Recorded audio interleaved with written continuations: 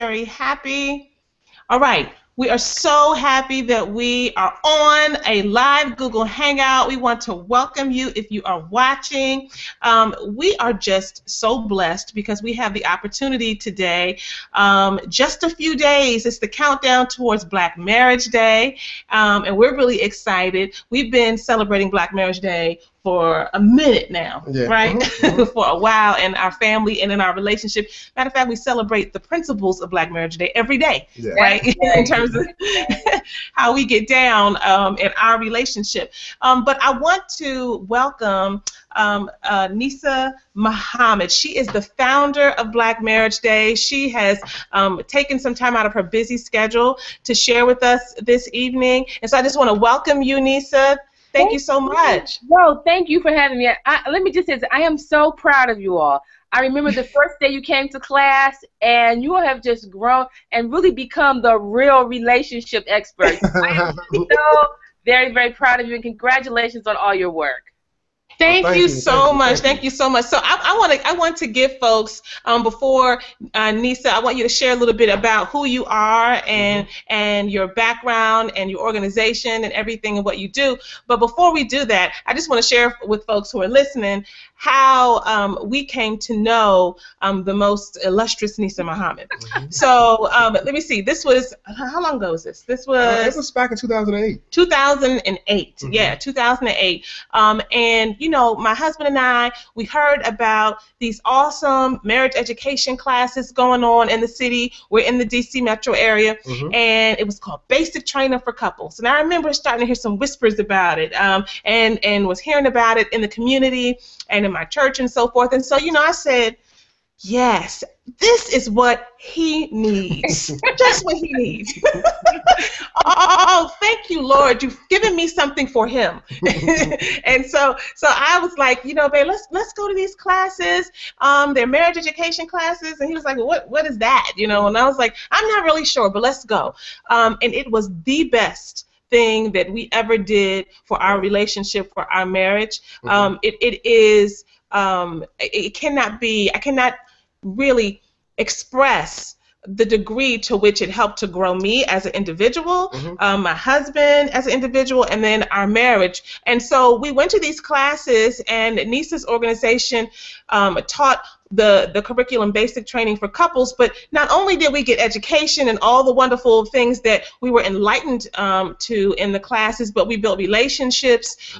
We were able to normalize, oh, it's not just me. Like, a lot of women are saying the same thing. You know, a lot of dudes, a lot of brothers are saying the same thing. And so it was just an eye-opener. And it really, I just want to thank you for going with the vision that God gave you, because it really is responsible for us shifting into the place that we find ourselves today, where not only were we able to grow our own marriage and relationship, but then somehow we said, we want to do this and do this with other folks and bring other couples together. You really are the genesis, your vision. So I just really thank you for that, Nisa. Thank you, because you know, it's one thing to have a vision and you want to do something, but if there's nobody to do it with, the vision just withers. And so I'm the executive director of the Wedded Bliss Foundation, and we're a community-based organization helping teens and adults create healthy relationships and healthy marriages to better the outcomes for children. And we really believe that it can be done. We really believe that we can change the course of life and pattern for our community so that we can have stronger marriages, stronger families, and stronger communities, and stronger children. And so we do this in 3 ways. We do it with couples classes, which is what Aiza and Ayana came to our class. We do professional training, which is what we did with them. So now they are the real relationship experts. And then we also do Black Marriage Day. And so Black Marriage Day is an opportunity for our community to just stop what we're doing and say, you know what, we have some fabulous marriages in our community that go unheard of and unknown and unrecognized. And we want to take at least one day out of the year to recognize these marriages and say, you know what, we have something really powerful going on. We want to respect the ring, because many of us, you know, we ignore the sanctity and the sacredness of marriage, and we don't respect the ring, and we know people are cheating, and we know who's cheating with who, and our silence cosigns the behavior. And so we want to stop that cosigning, and we want to say marriage matters, it makes a difference, and we need more marriages like yours to help strengthen our community. Oh yeah, absolutely. And I just want to echo my wife's sentiments too, and just say thank you, thank you, thank you, Nisa, for all that you've done for us to help us to get to where we are right now.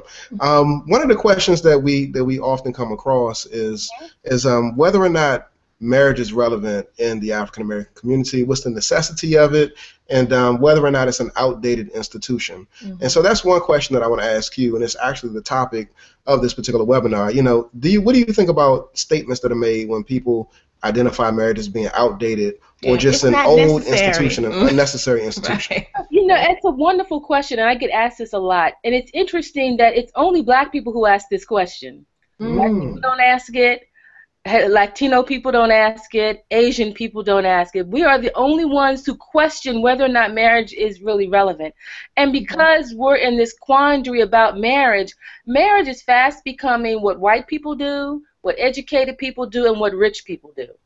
And everybody else is left by the wayside. Marriage is the one institution through which wealth is built between two people.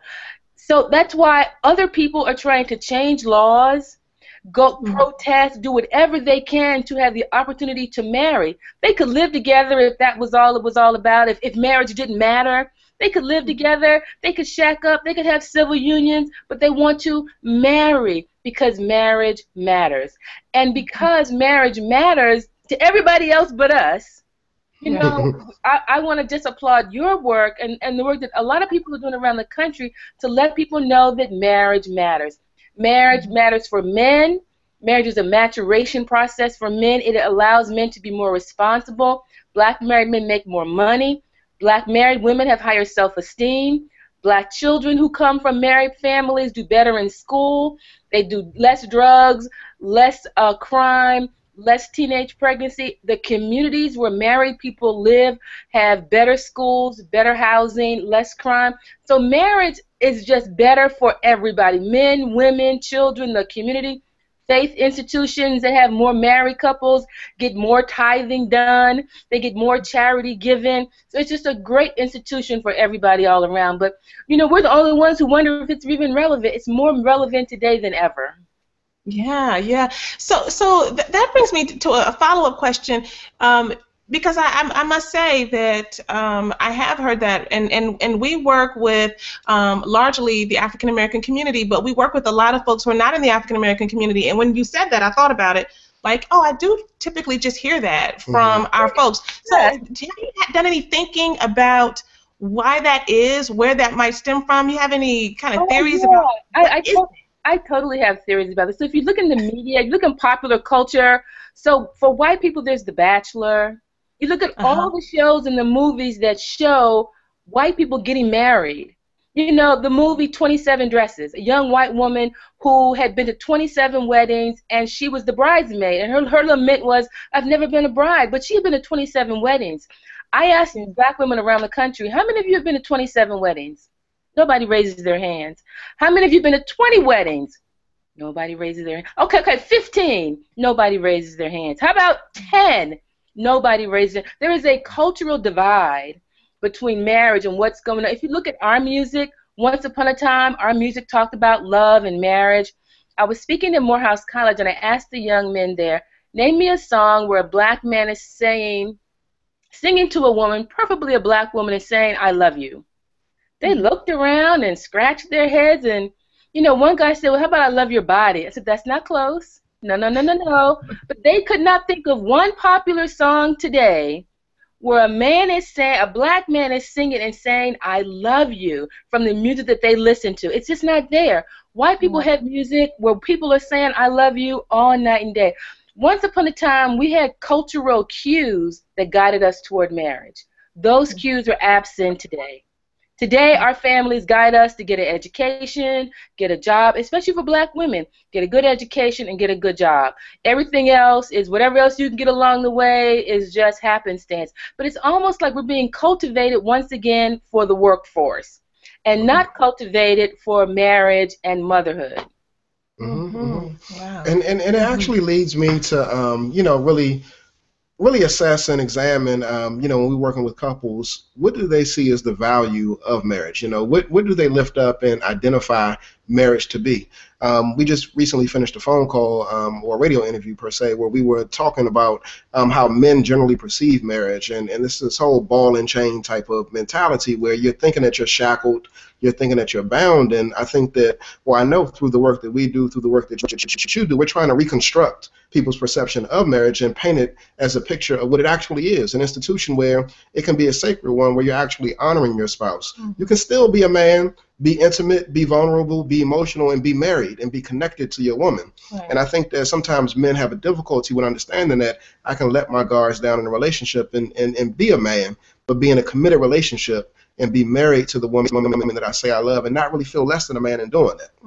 And I think that's part of what the challenge is for men like yourself, to be able to give that message across to men, because there are very few role models. T.J. Holmes, who's a reporter on ABC News, recently wrote a letter. I don't know if you read the letter that he wrote about why he's so happy he's married. And it was a wonderful letter. I think it was on either the Root or the Griot, where he talked about how his life is so much better because he has a spouse. He has a wife that he had an issue about writing a letter to somebody, and he asked his wife for some help, and she made it all so fabulous for him. And so men need to hear this from other men. Men need to hear just how fabulous and incredible it is to have an incredible wife like Iyanna. I mean, it's just,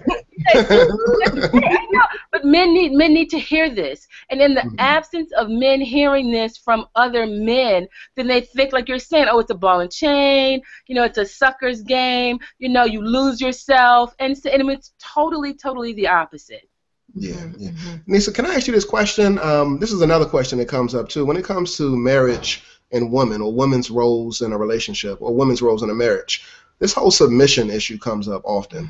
I just wanted to get your perspective about women being submissive or submitting to their man in a relationship or in a marriage per se, and how do you look at that? How do you view that? And how do you think that men and women can actually coexist in a marriage, and they don't necessarily feel bound or oppressed by either submission, by either being the one who's the leader, or do they equally lead, or what are your views on that? So I think that, in a marriage, everybody has a role to play. The wife has a role, the husband has a role, and I like to use sports analogies, especially for men, because they kind of get it like that. Like, for example, the man is the captain of the team. Everybody is a captain, but the woman's the star player. And so the captain cannot go anywhere without the star player cannot go anywhere without the captain. And so the star player submits to the captain, who's giving the guidance and direction for the team. But also that captain is also submitting to the wife, because where's he going to have a star player? He wants a star player to be happy, because everybody wants the team to win. Another way to look at it is that the man is the head, the woman is the heart. Where is the body going without a heart? A heart that feels, a heart that cares, a heart that nurtures. But where's the body going without the head? Somebody has to be the head. Anything with two heads is a monster. And so somebody has to be the head. Now, this is not to say that at some point in time in the marriage, the woman does not have the responsibility. So, okay, now I may need to take the head right now, because she may know more about a situation. She may be better suited to handle a situation. But I think submission is a wonderful thing. I think that it really helps in a marriage. It helps people to understand their proper roles and guidelines. I think it's fabulous. And I think the thing is that this is the issue with submission, that people are so afraid of submission and for women and what it really means to submit willingly, that they have to create movies like 50 Shades of Grey to give a woman, I'm going to force you to submit, and she willingly submits in that forced situation, when in the proper marriage, a woman, her nature calls for her to submit anyway. And so submission is fabulous. Yeah. You remind me, the other evening we were with a group of folks, and they were asking questions, and that always comes up, submission. And what you said just reminds me of what we tend to talk about, is because submission is such a word that triggers so many things for some folks. I'm like, oh my gosh. And I guess, I have to say, I used to be that way. But what I said to them is, then think about it in terms of getting in alignment with who and what you're supposed to be and do and become within the context of your marriage. Getting in alignment with, if it's your God, your creator, your role, then maybe you can fathom that a little bit better. But everybody has to submit. We got to submit everywhere, and we're ready to go and submit at work and submit to the bank and their rules and submit to everybody else, but we don't want to submit to our husbands. And there's something really wrong with that. So I agree with you 1,000%. Wonderful. So I have a question for you. Sure. Black Marriage Day started in 2003, right? That was the first one, yes. That was the first one. Okay. I want to know from you, looking at the trajectory and where it has gone. I look around the community here locally in the DC metro area and around the country every year, and I just smile and just, oh my goodness, look at what's happening over here, and look what's happening over there. And so what is that? I just want to know what that feels like, and how did that happen? How did that become that you were able to do this? What changes have you seen as time has gone on and this has grown? You know, it's amazing. Even from the very first one, I was amazed that anybody thought it was a good idea other than myself. You know, I really was. You have ideas, and you wonder, is anybody else going to like this? Is anybody else going to do something about it? And people latched on. I was like, duh, how come I didn't think of that? And it's really an opportunity. I mean, a woman called me from Atlantic City. She wanted to do something for her classroom. She heard about Black Marriage Day. None of her children have married parents in her classroom. And so she wanted to do something for her students to help them understand the value of marriage. So they staged a little mock wedding, you know, in her classroom for fourth graders. I mean, because none of them had ever been to a wedding. None of them knew anybody that was married. And she just felt like this is just a crime. You know, and so I got a call from someone in Nigeria who wanted to know about how can we bring Black Marriage Day to Nigeria. And I'm just stunned by it. But it's an idea whose time has come. You know, from the first time that Essence Magazine did a small story about it in the November issue of 2002, and people read about it, and it just grew. From the many times at the Smart Marriage Conference where I talked about it, and people just grasped onto it. I mean, it's just a wonderful opportunity. So the naysayers will say, well, there's no white marriage day. You know, why do we need Black Marriage Day? But for some reason, our marriages, we're at the bottom of the barrel. We have the absolute lowest marriage rate in the country. So whereas other communities who also have low marriage rates, they may be able to take an over-the-counter drug or something to really help their situation, we need a specific prescription that is geared toward our ailments as a community, that helps us look at where we are, what we have to do, and focuses on our situation. At Black Marriage Day events, people are so happy to be there. I mean, they're just so happy that somebody has said, let me celebrate your marriage, the good, the bad, the ugly, and all of it, and just be happy about it. Happy that we can say, you know what, I'm married, girl. Let's celebrate. Do you see Black Marriage Day as being a benefit to people who aren't married? Totally. Because for a lot of people that are not married, they don't know anybody that's happily married. You know, I tell couples a lot of times we are some of the worst advertisement for marriage. You know, a lot of times when people see married couples, they look old, tired, boring. The people having all the fun are the single people. And so Black Marriage Day is an opportunity for singles to see some very happy married people. And some very happy married people who can tell their story, who can talk about what it is to be married, the good, the bad, the ugly, the ups and downs. Because, see, marriage is not a snapshot in time. And a lot of times you want to make it that. If you look at anybody's marriage and you take a snapshot, you may say, oh, I would never want to be married, or I don't want to do that, because all you're seeing is a snapshot. Marriage is a long playing movie. You've got to stick around and see how it ends. It's not a snapshot in time. If you look at a person's marriage, 2015, look at it again, 2016, there could be an amazing amount of change that can happen. And so we have to be able to show people the long playing movie as opposed to just the snapshots in time. Yes, yes, yes, yes. So Nisa, tell us and tell the persons who are listening and who will view this even after today, if they're interested in celebrating Black Marriage Day and they really want to, perhaps start doing something, if they don't find something in their close-in community, what can they do? Where can they go? How can they get more information? So, for more information about Black Marriage Day, they can go to blackmarriageday.com, or they can send me an email at info@blackmarriageday.com, and we can send them a packet of information. There's so many things people are doing around the country. In Dallas, they invite people to be a part of what they call their Black Marriage Day Hall of Fame. So they nominate people, they vote on people, and they vote people into their Black Marriage Day Hall of Fame, and they take pictures, professional pictures of couples, and then they have these pictures on display in City Hall, at the airport, because fabulous Black marriages are rare in some areas, and they want people to see these beautiful pictures of these couples, and they give their secrets to success. And so people do really, and I think in Ohio at a church, the men of the church recorded a CD, "Why I Love My Wife."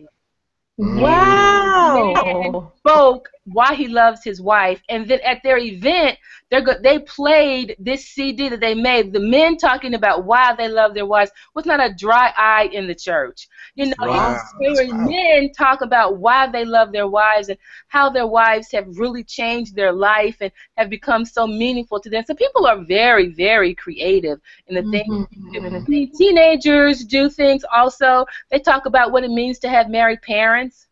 What their life has been to have married parents, and we're so creative. I'm just amazed and awed about the things that people can do. People have dinner dances, they have workshops, just a whole variety of things. Right, right. Well, I am so happy because we are, for the first time here in D.C., Ayize and I are partnering with another organization, Family Voices of D.C., and we're also going to be having a Black Marriage Day event that we're really excited about. So for those who are listening in the D.C. metro area, on Black Marriage Day, Sunday, March the 22nd, at 5 o'clock in the evening at the U.S. Navy Memorial Museum. We're going to have a wonderful evening where, first of all, it's get dressy and come out, and no kids. No kids. It's a good date night, right? A little classy environment. It's a really beautiful place, and we'll start out with mingling and whatnot for about an hour, and then we're going to move to the theater, and we have, Nisa, 4 couples, in addition to myself and my husband, who will be sharing different things that they have gone through and endured in their marriage. So they will pick one thing and share how they have struggled, but how they've overcome, and how ultimately their relationship and their marriage has been strengthened because of it. And then in addition to that, we're going to have some wonderful artists who will be sharing. There are 5 artists who will be doing singing, spoken word, dance, all lifting up love and commitment and marriage. So I'm really looking forward to it because we can be entertained, and we can also be inspired by the things that we hear.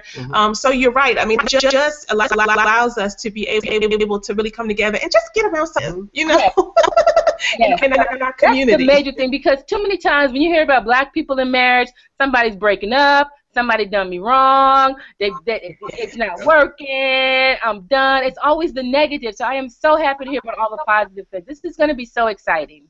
Yes.